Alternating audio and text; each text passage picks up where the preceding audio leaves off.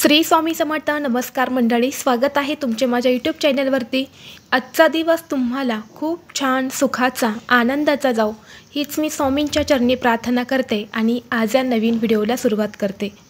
येत्या 6 जुलैला म्हणजेच रविवारी आलेली आहेत आषाढी एकादशी. आपल्या हिंदू धर्मात आषाढी एकादशीला विशेष महत्त्व दिले जाते. हा दिवस मोठा पवित्र दिवस आहे. या दिवशी उपवास केला जातो. या आषाढी एकादशीच्या दिवशी भगवान विष्णू हे क्षीरसागरात शेषनागावर योगनिद्रेस जातात आणि योगनिद्रेतून बाहेर येतात ते कार्तिकी एकादशीला. आणि या 4 महिन्यांच्या काळाला चातुर्मास असे म्हटले जाते. या आषाढी एकादशीच्या दिवशी व्रताला अनन्यसाधारण महत्त्व दिले जाते. या दिवशी जर आपण व्रत केले तर आपल्याला वर्षातील सर्व एकादशींचे पुण्यफळ प्राप्त होते. धार्मिक दृष्टीने हा दिवस अत्यंत महत्त्वाचा असल्यामुळे या दिवशी व्रतासोबतच आणि भगवान विष्णूंच्या पूजेसोबतच काही प्रभावी उपाय आणि सेवा देखील केल्या जातात.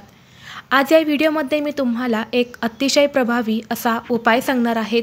रविवारी आषाढी एकादशीला तुम्ही उपवास नाही केला तरी चालेल, पण सकाळीच घरात आणा या झाडाचे एक पान.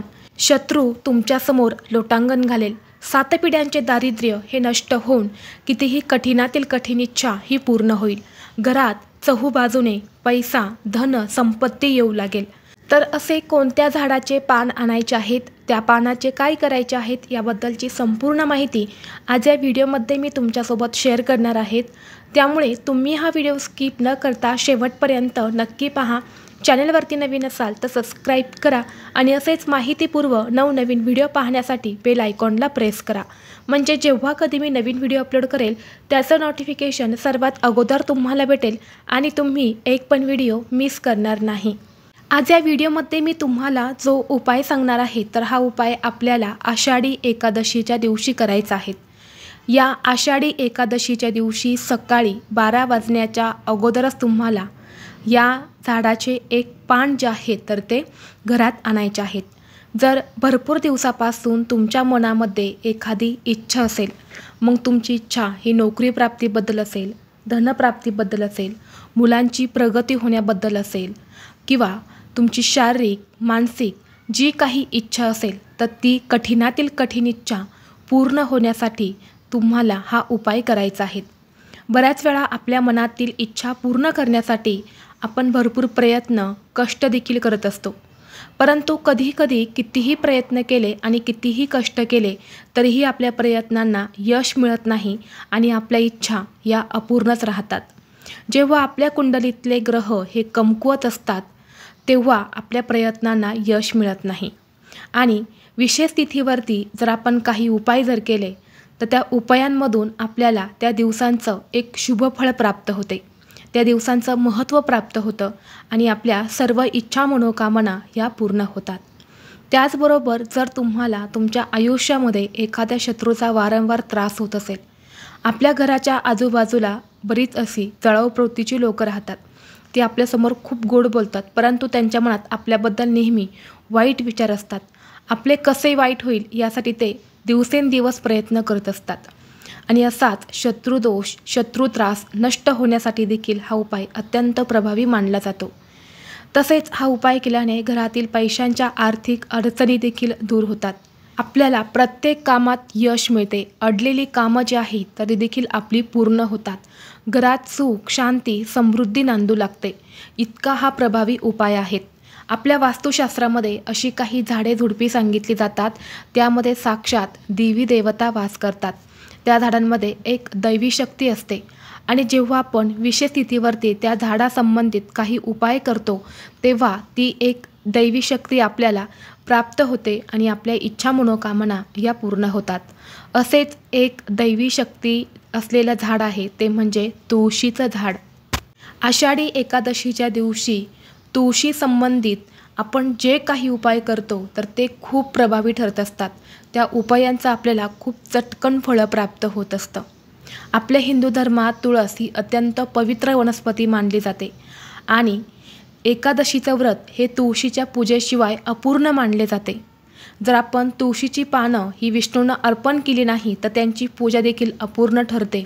इतकं महत्त्व या तुळशीच्या पानांना दिले जाते। तुळस ही भगवान विष्णूंची अतिशय प्रिय आहेत। जेव्हा आपल्या घरात तुळस राहते तेव्हा आपल्या घरात सुख समृद्धी ही नांदत असते। तसेच आपल्या घरातील नकारात्मक ऊर्जा नष्ट होऊन सकारात्मक ऊर्जा ही निर्माण होते।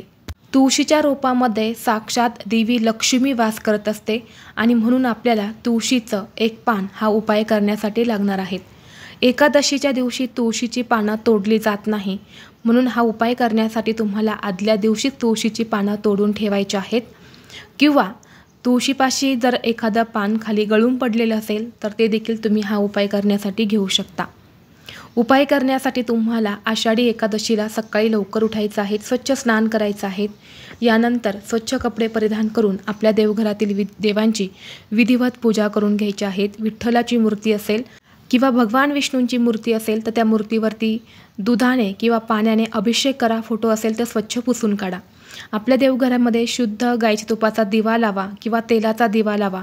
विष्णूंना तुळशीपत्र, पिवळी फुलं अर्पण करून धूप दीप अगरबत्ती लावून तुम्हाला वातावरण हे प्रसन्न करायचं आहे। यामुळे भगवंत हे प्रसन्न होतात आणि यानंतर तुम्हाला हा उपाय करायचा आहे। उपाय करण्यासाठी तुम्हाला एक तुळशीचं पान लागणार आहे। सर्वप्रथम हे पान तुम्हाला स्वच्छ धुवून काढायचं आहे। एका वाटीमध्ये थोडंसं कुंकू घ्यायचं आहे, कुंकवात पाणी टाकायचं आहे आणि एक काडी घ्यायची आहे आणि त्या काडीने तुम्हाला त्या पानावरती तुमची इच्छा लिहायची आहे। अगदी 1 ते 2 शब्दामध्ये तुम्हाला इच्छा लिहायची आहेत। जसे की तुम्हाला आर्थिक अडचणी आहेत तर धन प्राप्ती किंवा धन असं लिहायचं आहे।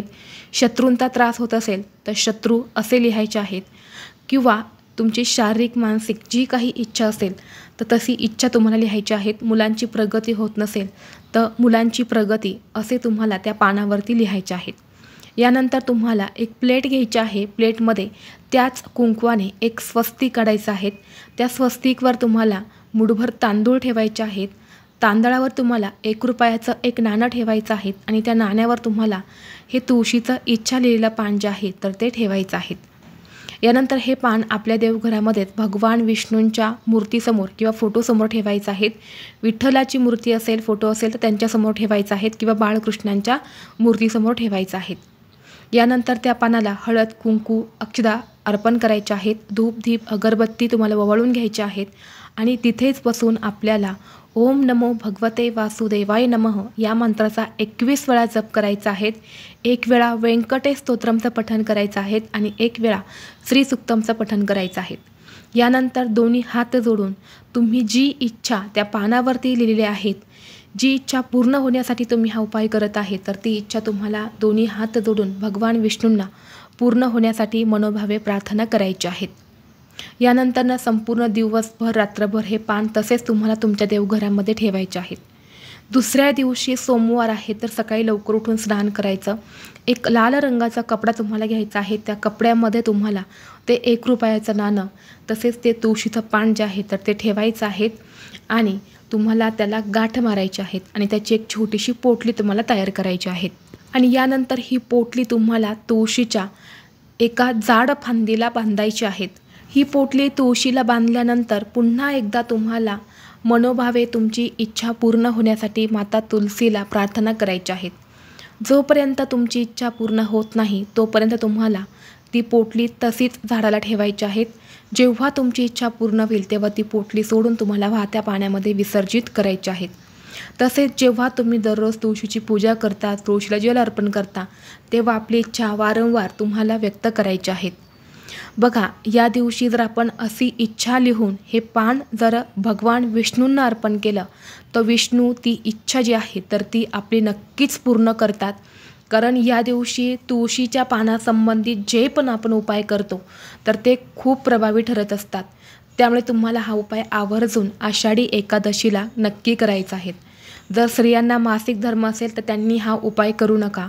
पुरुषांनी किंवा इतर कुणीही हा उपाय केला तरीही चालेल। त्याचबरोबर जर तुमच्या घरामध्ये सुतक असेल तर देखील तुम्हाला हा उपाय करता येणार नाही। व्हिडिओ तुम्हाला आवडला तर लाईक करा, चॅनलवरती नवीन असाल तर सबस्क्राईब करा आणि हा व्हिडिओ आपल्या मित्रपरिवारासोबत जास्तीत जास्त शेअर करा। चला तर मग भेटू असंच पुढल्या एका नवीन व्हिडिओमध्ये। तोपर्यंत सर्वांना श्री स्वामी समर्थ।